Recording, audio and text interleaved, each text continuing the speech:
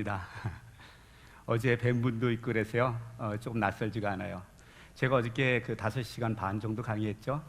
강의하면서 꼭 제 교회에 온 것 같더라고요. 그래서 얼마나 마음이 편하게 이렇게 복음을 전했는지 모릅니다. 오늘은 그 본문 말씀을 가지고요.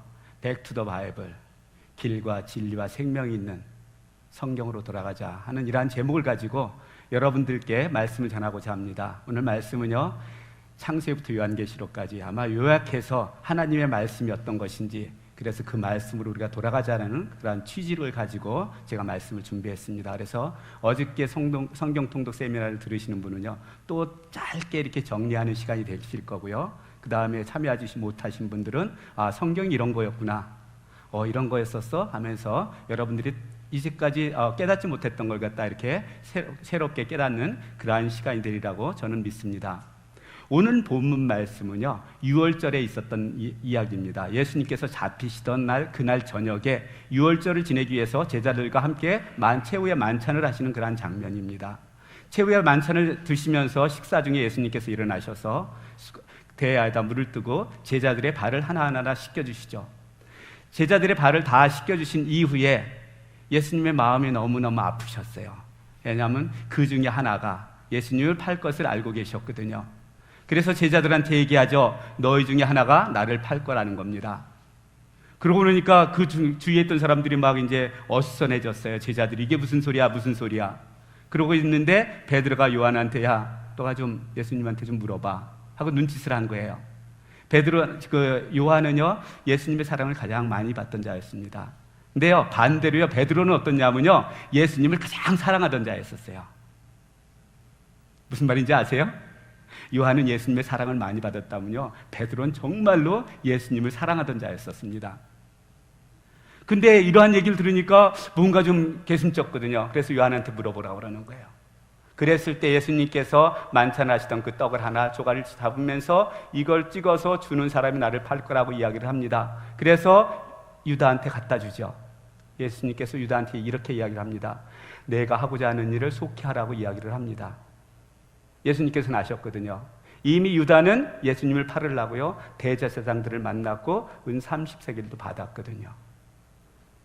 그러니까 그 얘기를 들은 다음에 유다가 이제 깜짝 놀랄 거 아니에요. 그러니까 밖으로 나가죠. 밖으로 나갔을 때 예수님께서 제자들한테 이야기를 합니다. 내가 너희를 사랑한 것 같이 너희도 서로 사랑하라, 이런 말씀을 하시는 거예요. 예수님께서 사랑에 대해서 말씀을 많이 하셨거든요, 그전에도. 그랬는데 이날은 베드로가 가만히 들어보니까요, 이전까지 하시던 말씀하고 다른 거예요. 뭔가 유언처럼 남기는 말씀처럼 들렸던 거예요. 그랬을 때 베드로가 예수님께 묻습니다. 예수님, 어디 가시려고 그러세요? Where are you going? 하고 묻는 거예요. 그랬을 때 예수님께서 이렇게 대답하시죠. 내가 가는 곳을 지금 너는 따라오지 못한다는 거예요. 그러나 후에는 네가 나를 따라올 거라고 이야기를 합니다. 그러니까 베드로가 이야기를 합니다. 예수님 무슨 말씀이에요? 나는 예수님을 위해서 목숨을 바칠 거예요. 그러거든요. 그랬을 때 예수님께서 그러시죠. 그래, 내가 네 마음을 알지. 그 마음을 안다는 거예요. 그러나 네가 다 굴기 전에 3번 나를 부인할 것이다, 이야기를 합니다.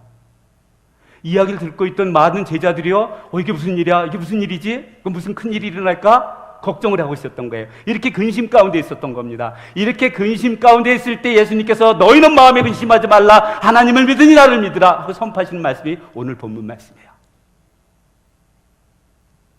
그러시면서 얘기를 합니다. 내가 너희를 위해서 거처를 예비하러 간다는 거예요. 그래서 거처를 예비하고 예비하면 다시 와서 너희를 나 있는 곳에 영접하겠다고 이야기를 하시는 겁니다. 그러면서 제자들에게 묻죠. 내가 너희를 위하여 가는 곳이 그 길이 어느 곳인지 그 길을 아느냐? 이렇게 묻습니다. 그랬을 때 도마가 그 이야기를 듣고, 예수님께서 어디로 가시는지도 모르는데 우리가 그 길을 어떻게 합니까? 하고 묻는 거예요. 그랬을 때 예수님께서 내가 길이요 진리요 생명이라고 선포하시는 겁니다. 내가 길이요 진리요 생명이니 나로 말미암지 않고는 아버지 나라로 올 자가 없다고 이렇게 선포하시는 게 오늘 말씀이에요. 그래서 오늘은 저는 여러분들하고 질과 진리와 생명이 되시는 이 예수님, 말씀이 육신이 되어서 오신 이 예수님, 그런 말씀이 뭐예요? 성경이잖아요. 그 길과 진리와 생명이 있는 이 성경 말씀에 대해서 여러분들과 함께 나누는 그러한 시간을 갖기 원합니다. 성경은요, 인류의 전 역사에 그러한 기록되어 있는, 인류의 전 역사가 기록되어 있는 저는 하나님 나라의 대화 드라마라고 이야기를 합니다. 역사의 시작부터요, 이 세상 끝날 때까지 그 모든 역사가 기록되어 있는 게 바로 성경에 기록되어 있습니다. 하나님께서는 이 세상을 어떻게 창조하셨는지, 또 어떻게 지금 이 세상을 통치하시며 운행하고 계시는지 그 모든 것들이 기록되어 있는 게 바로 성경에 기록되어 있습니다. 그 성경에요, 첫 번째 장의 첫 번째 절에 있는 것이 태초에 하나님이 천지를 창조하시니라 하면서 선포를 합니다. 여러분들 믿는다 하면서 우리가 예수님을 믿는다 그러잖아요. 그보다 먼저 믿어야 될 게 있어요. 이 세상을 창조하신 분이 우리가 믿는 하나님이라는 거, 우리 아버지라는 걸 믿어야 됩니다. 모든 믿음의 기초가 되는 것이 바로 창세기 1장 1절에 있는 이 말씀이에요. 이 말씀을 믿지 않으면요, 예수님을 믿는다는 것도 거짓이에요. 아버지를 믿지 못하면서 어떻게 아버지 아들을 믿을 수가 있겠습니까?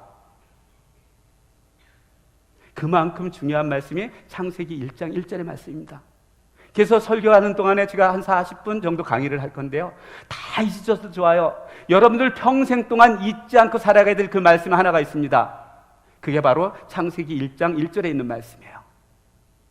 창조주 하나님, 이 세상을 창조하신 분이 바로 나의 아버지라는 것, 이것만 믿으시면 성경 이해 안 되다가요, 뭐 우화 같은 이야기 있어요, 꾸며낸 이야기 같은 것이 있어요, 아주 뭐 그냥 그런 이야기가 있으면요, 아, 이 세상을 하나님께서 창조하셨지, 창조주 하나님이 이 일을 하시는 거다, 믿을 수 있어요, 없어요? 믿을 수 있는 거예요. 성경은요, 어떨 때는 예수님께서 과장법을 쓰시는 경우도 있어요. 그렇지만 대부분의 모든 역사는 저는 그대로 믿습니다. 왜냐? 우리는요, 하나님의 그 능력을 너무 제한해요. 내 생각 가운데 너무 제한하고 살아갑니다. 우리는 아무리 하나님을 크게 표현할지라도 그보다 훨씬 더 크신 하나님인 것을 갖다가 우리가 인정하고 살아가야 돼요. 그런데 우리의 생각으로 하나님의 능력을 너무 제한하면서 살아가는 것이 우리들의 삶이라는 거죠. 하나님께서는 이렇게, 성경은 이렇게 하나님께서 태초에 하나님이 세상을 창조하셨다고 말씀하시면서 이 우주 만물을 어떻게 창조하셨는지 창세기 1장에 잘 기록되어 있어요. 해와 달과 그 다음에 이 땅에 있는 모든 것들, 별들, 이런 것들을 어떻게 창조하셨는지 잘 기록되어 있습니다. 그리고 가장 마지막에 창조하시는 한 인물이 있습니다. 뭐예요? 우리예요. 우리입니다. 사람을 창조하신 거예요. 여러분들이 그 연극을 볼 때요, 나중에 다 끝난 다음에는 소개를 하잖아요. 그때 주인공을 언제 소개하죠? 제일 마지막에 소개하잖아요. 제일 중요한 인물이요. 성경에서 왜 하나님께서는 사람을 제일 나중에 창조하셨는지 알아요? 하나님이 창조하신 것 중에서 가장 중요한 사람들이거든요. 가장 중요한 것이거든요. 그렇기 때문에 가장 나중에 창조하셨습니다. 근데 하나님께서 창조하실 때, 야, 사람아 나와라 해서 창조하셨냐는 거예요. 아니요. 하나님께서는 인간을 창조하실 때, 사람을 창조하실 때 분명한 설계도와 분명한 목적을 가지고 창조하셨습니다. 그게 창세기 1장 26절에서부터 28절까지 정확하게 기록되어 있어요. 하나님께서는 우리를 창조하실 때 설계도는 뭐였었냐면 하나님의 형상과 하나님의 모양이었었습니다. 목적은 뭐냐면 하나님께서 창조하신 것, 그것을 다스리게 하기 위함이었었습니다. 이러한 설계도와 목적을 가지고 그대로 사람을 만드시고 그대로 목적하신 대로 우리한테 이 땅을 다스리며 살아가라고 전하는 말씀이 창세기 28장에 기록되어 1장 28절에 기록되어 있습니다. 하나님께서는 이렇게 하나님의 계획대로 하나님의 형상과 모양대로 사람을 창조하신 다음에요, 그 사람만을 위해서 또 특별한 장소를 하나 만드세요. 그것이 에덴에 있는 동산이었었습니다. 그곳에는 모든 아름다운 나무들이 많이 있었습니다. 과일도 많이 있었습니다. 그런데 하나님께서 하나님의 모양과 형상으로 창조하신 그 사람을 그곳에 살게 하면서 한 가지 규정을 딱 주세요. 이 동산에 있는 모든 나무의 과일은 다 먹되 단 한 가지, 선악을 알게 하는 나무의 열매는 따먹지 말라는 겁니다. 그것을 먹는 날에는 정령 죽을 거라는 거예요. 반드시 죽을 거라고 이야기를 하는 겁니다. 그랬는데요, 여기 남자들이 호기심이 많아요? 여자들이 호기심이 많아요? 여성분들이 훨씬 호기심이 많잖아요. 하와가 아마 좀 호기심이 많았었던 것 같아요. 하루는 자기가 혼자 있는데 아마 아담이 바깥으로 나갔던 것 같아요. 혼자 이렇게 그 선악을 알게 하는 나무 밑에 이렇게 앉아 있는데, 하나님 왜 저것을 따먹으면 죽는다고 그랬지? 좀 호기심이 있었던 것 같아요. 그런 마음이 들으면 사탄이 알아요, 몰라요? 즉각 알죠. 그러니까 뱀이 다가옵니다. 뱀이 다가와서 하와한테 묻죠. 야, 정령 하나님이 이 동산의 모든 나무의 열매를 먹지 말라고 그러셨더냐? 하는 거예요. 그럼 하와가 대답할 말이 있어요, 없어요? 그건 아니잖아요. 그러니까 반대급으로 얼른 말할 게 있잖아요. 아니야. 이 동산에 있는 모든 나무의 과일은 다 먹되, 여기서 아주 중요한 말입니다. 선악을 알게 하는 나무의 열매는 먹지도 말고 만지지도 말고 그랬다는 거예요. 왜냐? 정령 그것을 먹는 날에는 정령 죽을까 하노라 했다는 거예요. 자, 이 하와가 하나님의 말씀을 정확하게 알고 있었습니까? 정확하게 모르고 있었습니까? 정확하게 모르고 있었죠. 그것을 먹지 말라고 그랬습니다. 먹는 날에는 반드시 죽을 거라고 그랬습니다. 근데 만지지 말라고는 안 했어요. 만져도 괜찮아요. 먹지만 않으면 되는 거예요. 그걸 사탄이 알아요, 몰라요? 말씀을 정확히 모르면요, 사탄 금방 공격해요. 그랬을 때 사탄이 하와한테 이야기를 합니다. 아니야, 너 그거 먹어도 절대 죽지 않아. 하나님께서 못 먹게 하는 이유가 있다는 거예요. 그것은 네가 그것을 먹는 날에는 선악을 아는 일에 하나님처럼 될까 봐 너를 먹지 못하게 했다는 겁니다. 그러니까 하와가요, 그렇게 하고 이렇게 사과나무를 보니까요, 그 나무, 그 열매가 얼마나 보암직스럽기도 하고 먹음직스럽기도 하고 정말 지혜롭게 할 만큼 탐스럽기도 한지 그것을 유혹에 넘어가서 그냥 따먹습니다. 지금 무엇이 되려고 따먹은 거예요? 하나님처럼 되려고. 인간의 교만이었었습니다. 선악과를 따먹은 것은 자기가 하나님처럼 되려고 이렇게 선악과를 따먹은 거예요. 하나님께서는 그 죄가 있으십니까? 없으십니까? 악이 있어요? 없으세요? 없으시죠? 그러나 하나님께서 우리 인간을 창조하실 때는 하나님의 형상과 하나님의 모양으로 만들었기 때문에 우리한테 악이 없었어요. 죄가 없었습니다. 선악과를 따먹음으로써, 선악을 알게 하는 나무의 열매를 따먹음으로써 우리한테 들어온 게 있습니다. 그것이 바로 악인 거예요. 하나님께서는 죄인과 함께 살 수 없잖아요. 그래서 그 동산으로부터 쫓겨나게 되는 겁니다. 이렇게 에덴 동산에서 쫓겨난 사람들은요, 회개하지 않고요, 계속 죄를 지으며 살아가는 거예요. 하나님께서 이 세상 모든 것 갖다 다 통제할 수 있는데요, 사람만은 통제할 수가 없어요. 왠지 아세요? 하나님께서는요, 인간을 너무너무 사랑하기 때문에요, 모든 자유를 다 줬습니다. 하나님을 배반할 것까지도 주셨어요. 그런 자유까지도. 그렇기 때문에 그들이 아무리 죄를 져도요, 우리들이 아무리 죄를 져도요, 하나님께서 붙잡아갖고 이쪽에다가 교회에다 못 넣습니다. 깨닫고 자기 스스로 와야죠. 이러한 자유를 주신 거예요. 하나님께서 이렇게 보니까 인구는 점점 불어나는데요, 도저히 이게 통제를 할 수가 없었습니다. 너무 죄악이 무성한 거예요. 그런 세상은 차라리 없어졌으면 좋겠다 생각을 하신 겁니다. 하나님께서 한탄하세요. 창조하셨으므려. 이러한 가운데 하나님께서 극약 처방을 내리십니다. 그 중에서도 항상 악인 중에서도 의인이 있잖아요. 그래서 의인 노아가 있었거든요.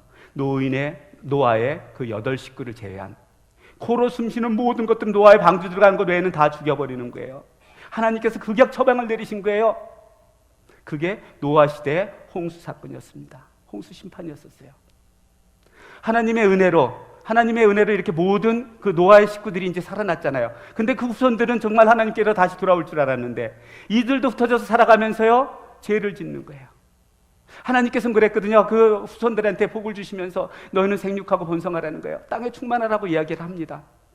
그러나 이들은 바벨타업을 지으면서요, 우리가 흩어짐을 원하자는 거예요. 우리가 한 곳에 모여 살자는 거예요. 하나님께서는 이 온 세상을 우리로 하여금 다스리도록 원하셨는데 그들은 하나님의 말씀에 또다시 불순종합니다. 하나님께서는 이를 악하게 보시고 언어를 혼잡게 하시는 거예요. 언어가 서로가 통하지 않으면 함께 있을 수 없잖아요. 그래서 이들이 이제 흩어져서 살아가는 게 그게 언어와 민족의 어떤 그 기원이 됐던 겁니다. 이렇게 하나님을 떠나서 흩어져 살아가는 사람들은요, 정말 하나님께 돌아오기를 원했지만 이들도 하나님을 찾는 것보다는요, 죄를 지으면서 살아갔던 겁니다. 그랬을 때 하나님께서 계획하시는 게 있습니다. 내가 안 되겠다. 내가 한 사람을 선택해서 내 나라의 백성을 만들어야겠다 하고 선택한 사람이 바로 아브라함입니다. 하나님께서는 아브라함을 선택하셔갖고 너는 고향과 친척과 아비집을 떠나서 내가 보여줄 땅으로 가라고 이야기를 합니다. 아브라함은요, 순종에 정말 본을 보인 사람이에요. 믿음의 본을 보인 사람입니다. 그래서 그 말씀을 듣자마자 바로 보따리 싸갔고요, 그 다음날 출발했던 것 같아요. 그래서 가나안 땅에 도착했을 때 하나님께서 아브라함한테 언약을 주시죠. 모든 족속이 너로 말미암아 복을 받을 거라는 거예요. 우리 복 받아갖고 지금 예수님 믿고 하나님의 자녀가 되었잖아요. 그리고 이 땅을 너와 내 자손에게 주겠다고 이야기를 합니다. 이 당시에는 이스마엘도 없었고요, 이삭도 나기 전에요. 이삭 낳기 25년 전이거든요. 아무 자식도 없는데 75세가 됐는데요, 말씀하시는 거, 언약의 말씀을 하나 더 주시는 거예요. 내 자손을 하늘의 별과 같이 많게 해주시겠다는 이런 언약을 하십니다. 그랬는데 또 아주 재밌는 말씀을 하세요. 그랬는데 내 자손이 이방 나라의 객이 되어서 400년 동안 객이 되어서 살아간다는 거예요. 그러나 나올 때는 빈손으로 안 나오고 내가 큰 재물을 가지고 나오게 하겠다, 이렇게 언약을 하십니다. 성경 나머지요, 12장부터 창세기 12장부터 요한계시록까지는요, 이 아브라함에게 언약했던 이 언약이 그대로 이루어지는 그런 과정이라고 저는 봅니다. 아브라함은 이삭을 낳죠. 이삭에게서 쌍둥이가 나오죠. 에서하고 야곱이요. 근데 저는 이제 하나님의 백성 쪽으로 족보를 돌립니다. 그래서 에서는 빼놓고 야곱 쪽으로 갑니다. 자, 야곱이 아들을 낳았어요. 12명이 낳습니다. 그 중에서 가장 사랑받던 아들이 있어요. 요셉이라는 아들이 있었거든요. 근데 요셉을 그렇게 사랑했는데 17살에 행방불명이 돼요. 그래서 야곱이 죽으려고까지 했었어요. 자살하려고 그랬었어요. 너무너무 속상해서. 그리고 났는데 22년이 흐른 다음에 애굽의 총리가 됐다는 거예요, 자기 아들이요. 그래서 요셉의 초청을 받죠.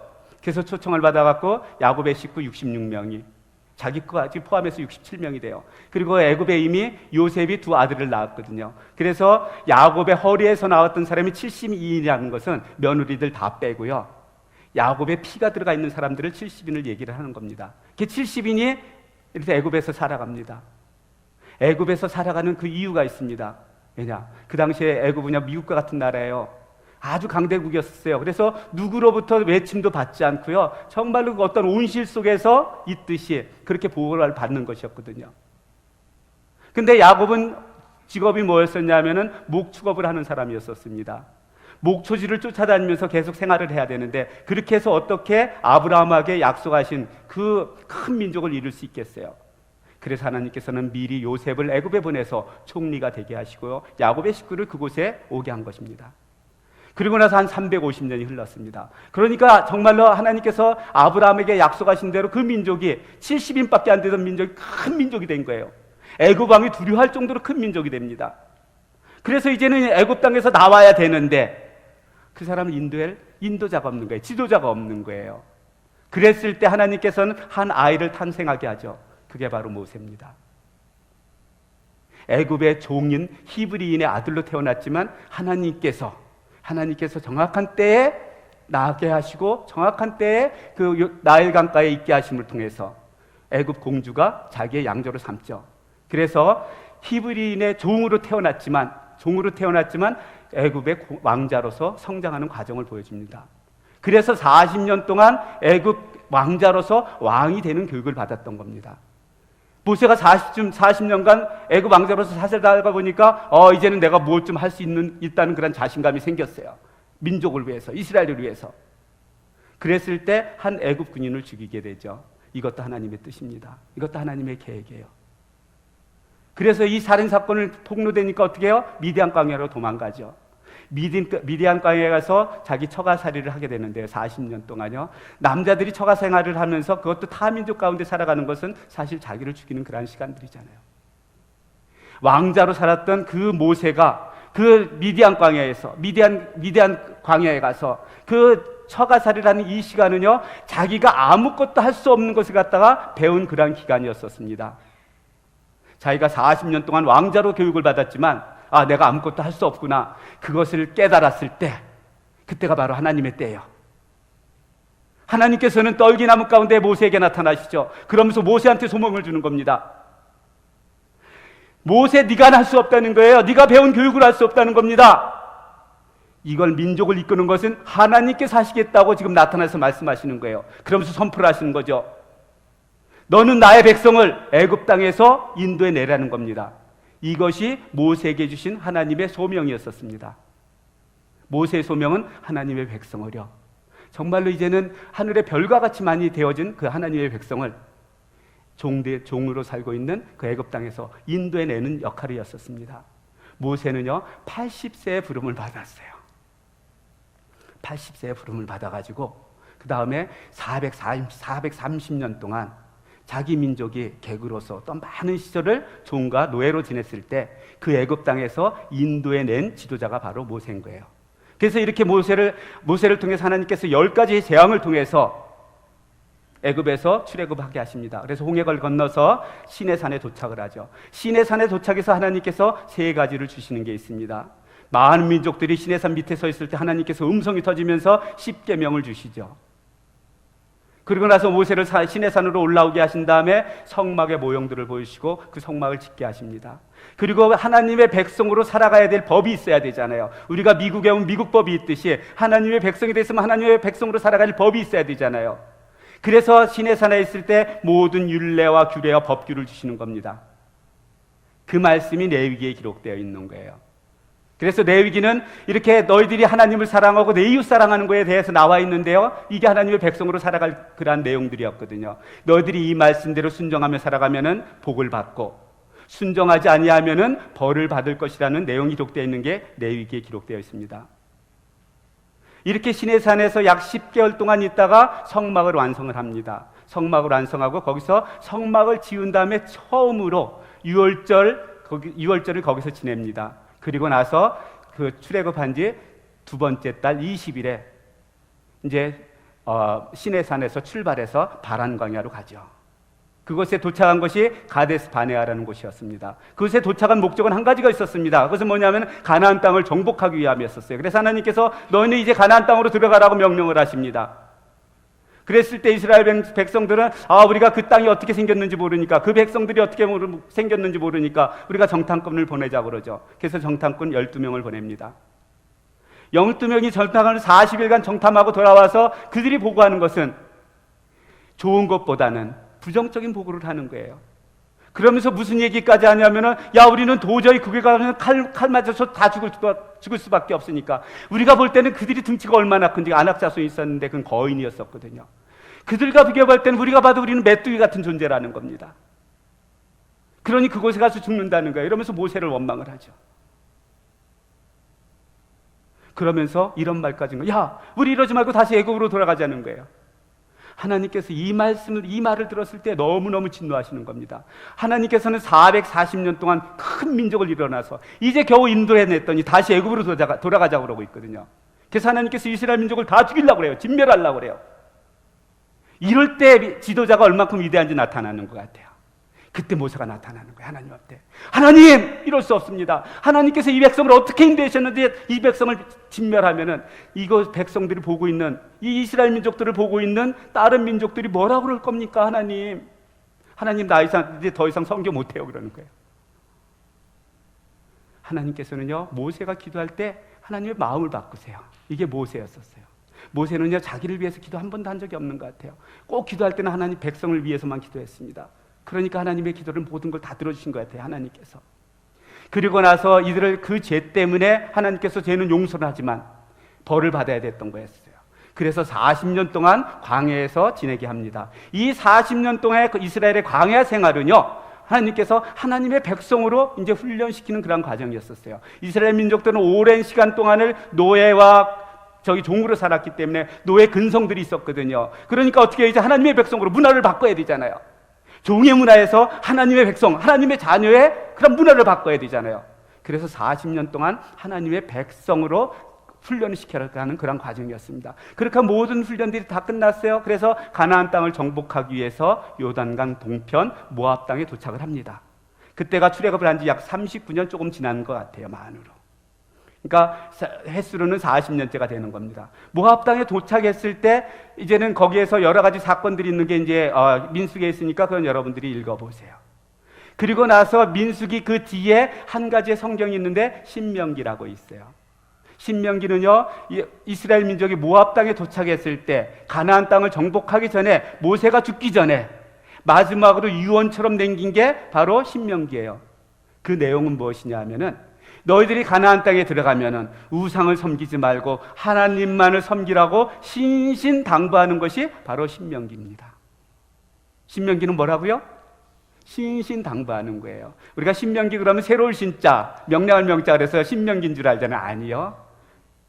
그거는요, 별신자, 그게 거듭나다는 뜻이 있어요. 거듭 저기 당부할 때 뭐라 그러죠? 신신당부한다고 그러잖아요. 그래서 모세가 신명기를 통해서 가나안 땅을 정복할 이세들한테 신신당부하는 거예요. 거기에 들어가면은 우상을 섬기지 말고 하나님만을 섬기며 살아가라고 부탁을 하는 겁니다. 제가 지금 신신당부하는 건 뭔지 아세요? 여러분들한테? 그러니 말씀으로 살아가라고 신신당부를 합니다, 저는. 그리고 나서 모세가 죽은 후 그 후임자로 여호수아가 이제 지도자가 되죠. 여호수아의 소명이 있습니다. 여호수아의 소명은 가나안 땅을 정복하는 거였어요. 거기로 들어가라는 겁니다. 그래서 여호수아는 그 가나안 땅을 정복하고 그 다음에 그 각 지파대로 제비 뽑아서 그 땅을 나눠줍니다. 여호수아 뒤에 보면은 사사기라는 것이 있습니다. 이 사사기는 뭐냐면은 애굽 땅을 가나안 땅을 정복했잖아요. 그럼 그곳에서 이제 그 후손들이 살아가잖아요. 이 후손들이 2대, 3대, 4대를 흘러가면서 어떻게 살아갔는지 그 삶의 모습을 보여주는 거예요. 근데 그들의 모습이 모세가 그렇게 신신당부했는데 그들이 그 신신당부를 듣지 아니하고 우상을 섬기고 있는 거예요. 그러면서 타락해가는 겁니다. 이들이 타락해가면 하나님께서 그들을 심판하십니다. 그럼 이들이 회개해요? 그럼 하나님께서 사사를 보내서 이들을 구원해 주시죠. 그럼 태평성대를 또 누려요. 그 기간 동안. 그럼 또 사사가 죽으면 또 이들이 타락을 해요. 그러한 과정을 운니엘 때부터 사사 운니엘 때부터 삼손까지 12번을 반복하는 그러한 기록되어 있는 게 바로 사사기예요. 자, 사사기가 지나고 그 뒤에 보면은 이제 룻기가 있고 그 뒤에 가면은 룻기가 있는데요. 룻기를 잠깐 이렇게 설명할게요. 이렇게 하나님의 백성이라는 사람들은 가나안 땅에 들어가서 하나님의 말씀을 불순종하고 우상을 섬기며 살아갈 때 그 이방 여인, 모압 여인이 있었거든요. 한 여인의 아름다운 사랑 이야기가 들려져 있는 게 룻기예요. 자기가 시어머니가 섬기던 그 하나님을 잘 섬기고요. 또 과부길인데도 자기 시어머니를 끝까지 잘 섬기고 그러다가 보아스라는 사람을 만나갖고요. 결혼까지 해요. 보아스는요, 아주 굉장히 그 뼈대 있는 집안이에요. 이스라엘에 출애굽할 때 그 할아버지가 누구냐면 나손이라는 사람인데요. 나손이 누구냐 하면은 그 유대 지파의 우두머리였었어요. 그리고 그 아들이 살몬이었고 살몬의 아들이 보아스거든요. 그럼 얼마나 뼈대 있는 집안이에요. 그 집안의 며느리가 된 거예요. 근데 허중한 게 있어요.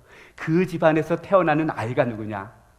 오벳이었고요. 그 아들이 이새였고요. 그 아들이 다윗이었습니다. 그래서 룻기는 이 다윗, 앞으로 이제 사무엘 때부터 그 펼쳐질 다윗을 갖다가 소개하는 거예요. 이렇게 뼈대 있는 집안이라는 거죠, 다윗이요.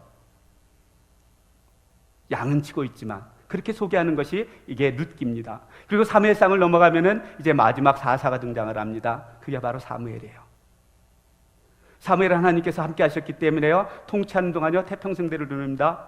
그 다음에 많은 땅들을 정복을 해요. 그랬는데 나이가 먹으면서 이제는 후임자를 세워야 되잖아요. 그래서 자기 아들을 갖다 사사로 세워줬더니 자기 아들마저도 뇌물을 받고 재판을 자꾸 잘못하는 거예요. 이러자 백성들과 지도자들이 사무엘한테 와서 우리도 다른 나라처럼 왕을 세워달라고 요구를 합니다. 이래서 그들이 제비 뽑아서 세운 왕이 바로 사울 왕입니다. 근데 사울 왕은 이렇게 하나님께서 이렇게 제비 뽑아서 왕이 되게 하지만 하나님의 말씀에 불순종하는 거예요. 그래서 버림을 당해요. 이렇게 버림당하고 나서 그 다음에 기름 부음을 받는 자가 있는데 이 사람이 바로 다윗이에요. 버림받은 사울은요 결국 블레셋과 전투하다가요 그 아들 셋과 다 죽음을 당합니다. 참 사울을 생각하면 진짜 안타까워요. 정말로 훌륭한 왕이었었거든요. 맨 처음에는. 그랬는데 이 상처가 많이 있었어요. 그 상처를 치유하지 못했기 때문에 이 열등감 때문에 평생 동안 자기 사위면서 자기가 가장 충신인 다윗을 죽이려고 쫓아다니다가 결국 이렇게 비참한 최후를 맞이하는 게 바로 사울이었었습니다. 이렇게 사울이 죽고 나자 왕이 되는 게 이제 다윗이었어요. 다윗은 30세 왕이 돼가지고 40년 동안 통치를 하죠. 다윗이 왕이 되니까 다윗은 하나님께서 함께 하셨거든요. 하나님의 마음에 합한 자라고 그랬잖아요. 그러니까 나라가 점점 강성해졌습니다. 나라가 점점 강성해지고 큰 나라를 이루죠. 잘못한 건 제가 뺍니다. 다윗이 잘못한 것은요. 이렇게 다윗이 어떠한 통치를 했나 하는 기록이 기록되어 있는 게 사무엘 하에 기록되어 있어요. 이제 다윗가 나이를 먹은 거예요. 그래서 죽을 때가 된 거예요. 그래서 세움을 받는 왕이, 후임자로 세움을 받는 왕이 바로 솔로몬 왕이었습니다. 다윗은요, 왕이었을 때 정말 자기가 하고 싶은 게 있었어요. 성전을 그렇게 짓고 싶었거든요. 근데 하나님께서 막으셨거든요. 왜냐하면 다윗은 장군이었어서 싸움쟁이였었어요. 그래서 피를 너무 많이 흘렸기 때문에 성전을 못 짓게 합니다. 그래서 내 아들을 통해서 성전을 짓겠다고 이야기를 하셨거든요.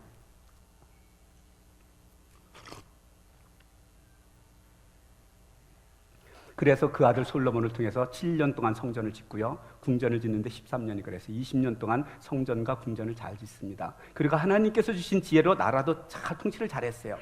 이건 젊었을 때요. 근데 솔로몬에게는 그 후궁이 700 있었고요. 첩이 300이나 있었거든요. 그러니까 1000여 명의 처첩을 드리게 되는 거예요. 참 능력도 있었어요. 근데 젊었을 때는 이 모든 것들이 통치가 되지만 남자들이 나이가 먹으면은 아내가 이야기하는 소리를 어떻게 해요? 뭐 100%가 아니라 200% 들어주죠. 이 처첩들이 대부분이 다 이방인들이었었습니다. 이방 여인들이었었어요. 정책적으로 이렇게 정치적으로 이렇게 맺은 그런 관계거든요. 그러니까 이방 여인들이 이제 솔로몬이 나이가 먹고 같이 이제 동침도 제대로 못하고 그러니까 이제 솔로몬한테 옆구리 쿡쿡 찔르는 거예요. 내가 너무 외롭다는 거죠. 그러니까 내가 이전에 우리 고국에 있을 때 섬기던 나의 신을 섬길 수 있게 산당을 만들어 달라는 겁니다. 맨 처음에 노했을 거예요. 그러나 남자들이 나이 먹은 그 남자가 또 젊은 새로운 그 첩이 와가지고 옆구리 쿡쿡 찔려서 이야기를 하면은 들어줘야 안 들어줘요? 들어주겠죠. 그러니까 하나를 들어주니까 또 다른 여인이 부탁을 해, 또 다른 여인이 부탁을 하니까 그 정말로 거룩한 예루살렘 성이요, 이제는 우상 천국이 되는 겁니다. 그러더니 솔로몬마저도 우상을 섬기는 거예요. 이 죄로 인해 가지고 이스라엘이 남과 북이 나누어집니다. 그 아들 때, 르호보암 왕 때. 둘이 이제 남과 북으로 나눠진 다음에 북이스라엘의 초대 왕이 여로보암이었었습니다. 여로보암 왕이 됐는데 근심이 있는 거예요. 걱정이 있는 거예요. 제가 이거 설교 몇 시까지 해야 되는 거죠? 12시 반까지. 예. 제가 너무 천천히 가는 것 같아서 갑자기 걱정이 됐어요. 여러분들도 어떤 저희가 있을 텐데요. 자, 그럼 제가 조금 더 여유를 갖고 해도 될 것 같아요. 여러분들 이런 기회가 자주 오는 거 아니잖아요. 그렇죠? 예, 그래서 제가 조금 더 여유를 가지고 천천히 해요. 왜냐하면 지난번에 유 목사님을 만났더니요, 우리 성도님이 연세가 높으시다고 그러더라고요. 그래서 제가 말이 무진장 빠르거든요. 그래서 이렇게 빨리 하면 사실 이 설교 오늘 오전에는 30분이면 끝났어요. 1부 설교 때는. 그래서 2부 때는 그래도 조금 더 천천히 하려고 제가 말씀을 드리는 거니까 좀 양해해 주세요. 여로보암이 왕이 됐는데요, 고민이 생긴 거예요. 왜냐하면 이스라엘 민족은 한 1년에 3번씩 6월절과 77절과 초막절에요, 예루살렘 성전에 가서 하나님께 제사를 드려야 됐어요. 그런데 1년에 3번씩 이 북이스라엘에 살고 있던 백성들이 남유다 왕한테 가면은 백성들의 마음을 다 빼앗길 것 같은 거예요. 그러니까 여로보암 왕이 참 두렵잖아요. 자기 백성들 다 빼앗기고 자기가 나중에 그러면은 아무것도 안 되지 않아서 죽을 수밖에 없잖아요. 그래서 고안해낸 게 금송아지를 만드는 거였어요. 그래서 금송아지 2마리를 만들어가지고 하나는 베델에 하나는 단에 세우면서 백성들한테 선포하는 겁니다. 너희들을 애굽 땅에서 인도해낸 신이 바로 저 금송아지라는 거예요. 그러니까 예루살렘 더 이상 갈 필요 없다는 거예요. 금송아지를 섬기라고 이야기를 합니다. 이러면서 북이스라엘은 우상을 섬기기 시작했던 겁니다. 이렇게 북이스라엘이 우상을 만들어 섬길 때 나타나는 선지자들이 바로 아모스와 호세아가 있었던 겁니다. 이렇게 우상을 섬기고 살할 때 너희들은 하나님께로 돌아오라는 거예요. 여호와께로 돌아오라는 거예요. 우상을 섬기지 말고. 그랬는데 이 백성들이 여호와께로 돌아오지 않습니다. 그래서 결국 그 죄 때문에요, BC 722년 아수르한테 멸망을 당하게 되는 겁니다. 그럼 남유다는 조금 낫느냐? 남유다는 이스라엘의 그 북이스라엘의 멸망하는 것을 보고도요, 이들도 그렇게 모세가 신신당부했는데 그걸 다 잊은 거예요. 그래갖고 이들도 우상을 섬기기 시작을 합니다. 이렇게 우상을 섬길 때 남유다에는 더 많은 선지자들이 나타나요. 정말 그 성경에 어마어마한 선지자들이 나타나죠. 이사야가 그때 있었고요, 미가가 있었고, 예레미야가 있었고, 하박국, 스바냐, 이런 많은 예언자들이 와서 야, 그러지 말고 우리가 여호와께로 돌아가자는 거예요. 우상을 섬기지 말라는 거예요. 그러나 이들도 돌아오지 않았던 거예요. 그래서 이들도 결국 BC 586년 바벨론에 의해서 멸망을 하게 됩니다.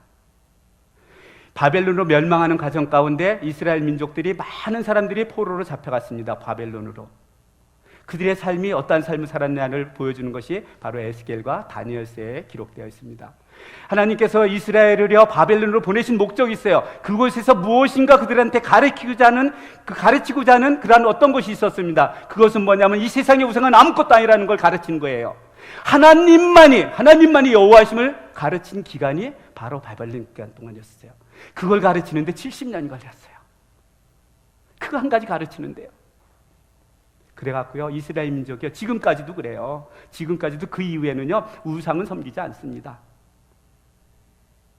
성경에도 그 이후에 우상을 섬긴 것 때문에 책망받는 일은 거의 없습니다.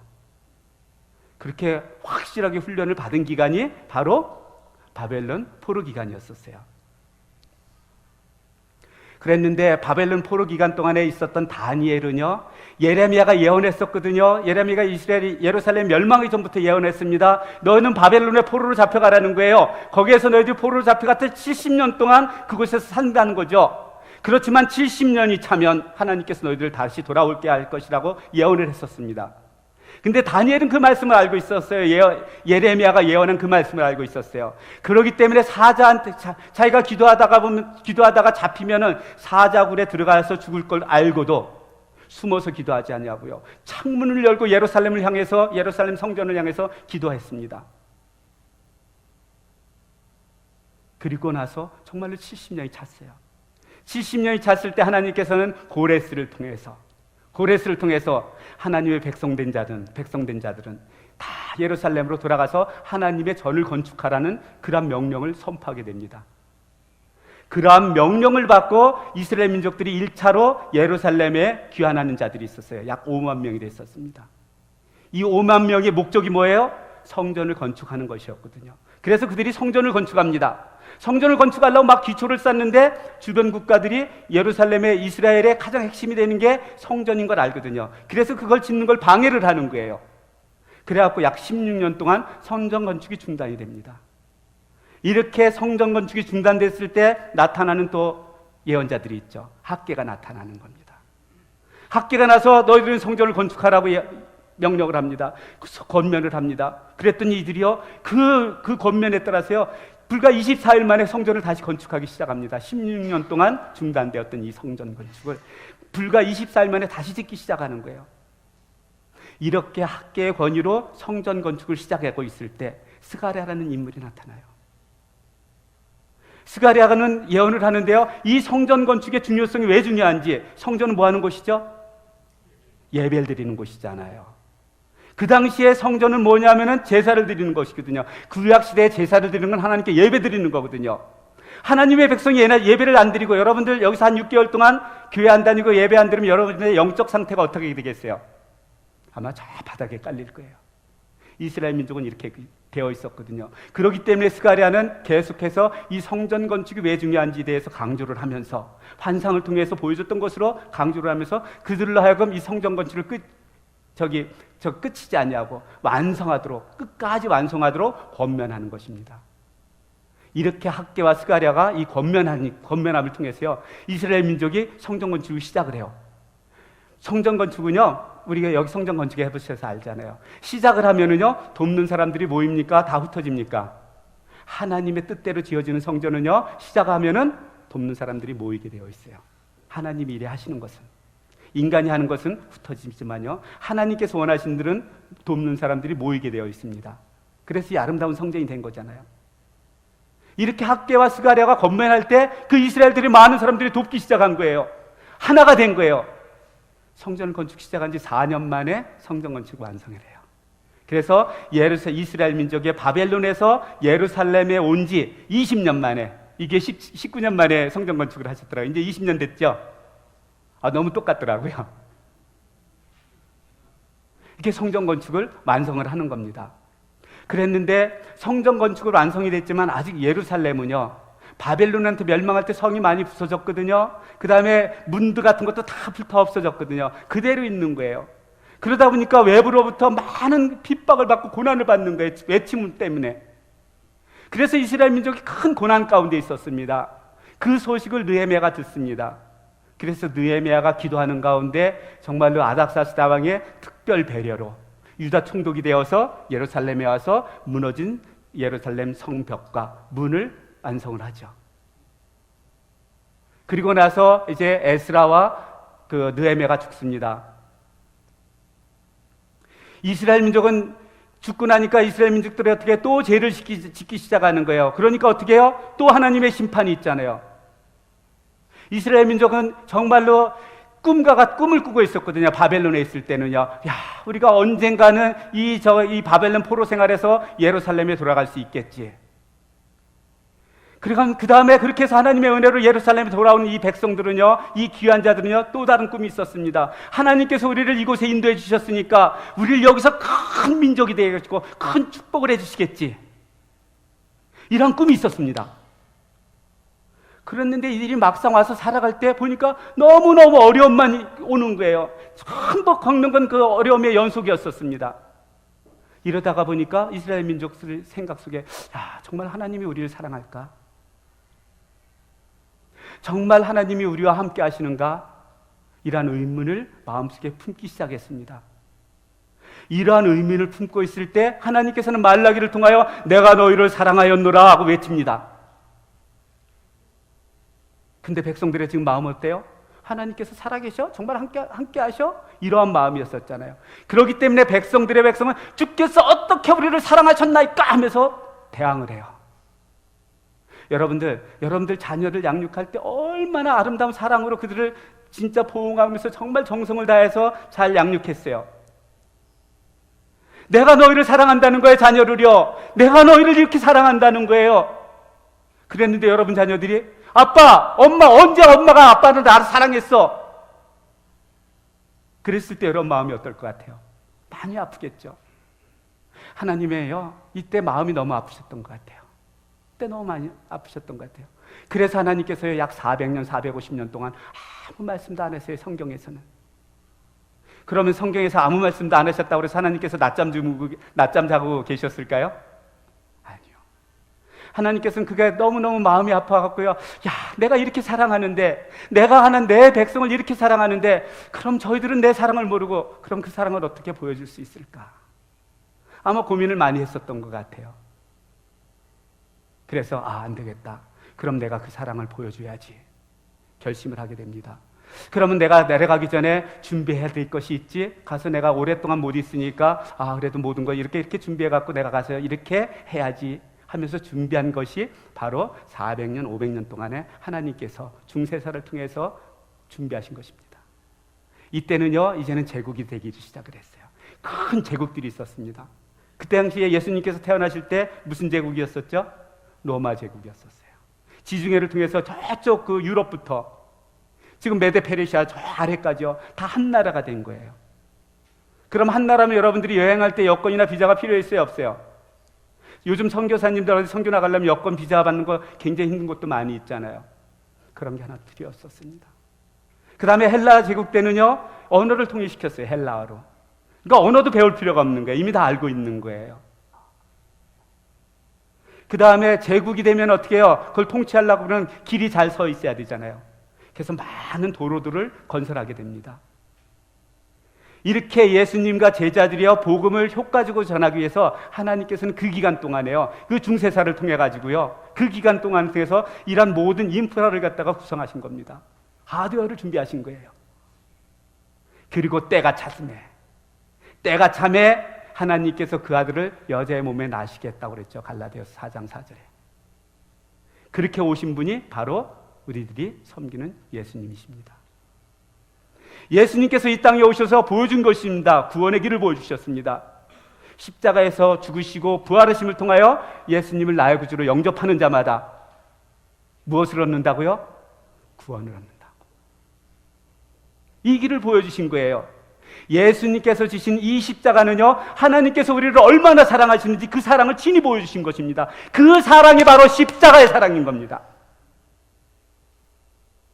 여러분들 사랑을 표현할 때요, 어떤 사람을 사랑한다 말로 하지만 그 사람을 위해서 죽었을 때보다 큰 사랑이 있습니까, 없습니까? 하나님께서는 이 사랑을 보여주신 거예요. 내가 너희를 이만큼 사랑한다는 그 사랑을요. 구약에서는 말씀으로만 내가 너희를 사랑한다 말씀을 하셨잖아요. 이스라엘 민족들은 도저히 그걸 갖다가 느끼질 못했습니다. 깨닫지를 못했습니다. 그래서 신약시대에서 예수님 하나님께서 육신이 되어서 이 땅에 오셔서 친히 죽으심을 통하여 내가 너희를 이만큼 사랑한다고 친히 보여주신 것이 바로 신약에 기록되어 있는 겁니다. 예수님께서 죽은 자들 가운데서 부활하시고 승천하시죠. 승천한 다음에 약 10일이 지났을 때가 오순절이에요. 오순절에 제자들이 모여서 기도할 때, 120명이 모여서 기도할 때 성령이 내리시죠. 성령을 받았고 예수님께서 그러셨거든요. 너희들이 성령을 받기 전에는 예루살렘을 떠나지 말라고 그랬어요. 너희들이 성령을 받으면 예루살렘과 유대와 사마리아 땅끝까지 이르러 내 증인이 되리라 말씀하셨잖아요. 이렇게 성령을 받은 다음에 제자들이 복음을 전하기 시작하는 거예요. 예루살렘에서부터 핍박이 오니까 유다로 나가고 사마리아로 나가고 로마까지 복음을 전하는 게 사도행전에 기록되어 있습니다.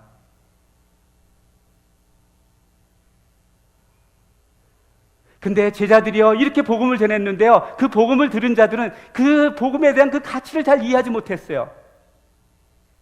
그러니까 외부에서부터 어떤 핍박이나 어떤 이단 사상이 들어오면 믿음이 흔들리기 시작했습니다. 그 다음에 어떤 믿음이 약한 사람들은 쉽게 배역을 하는 거예요.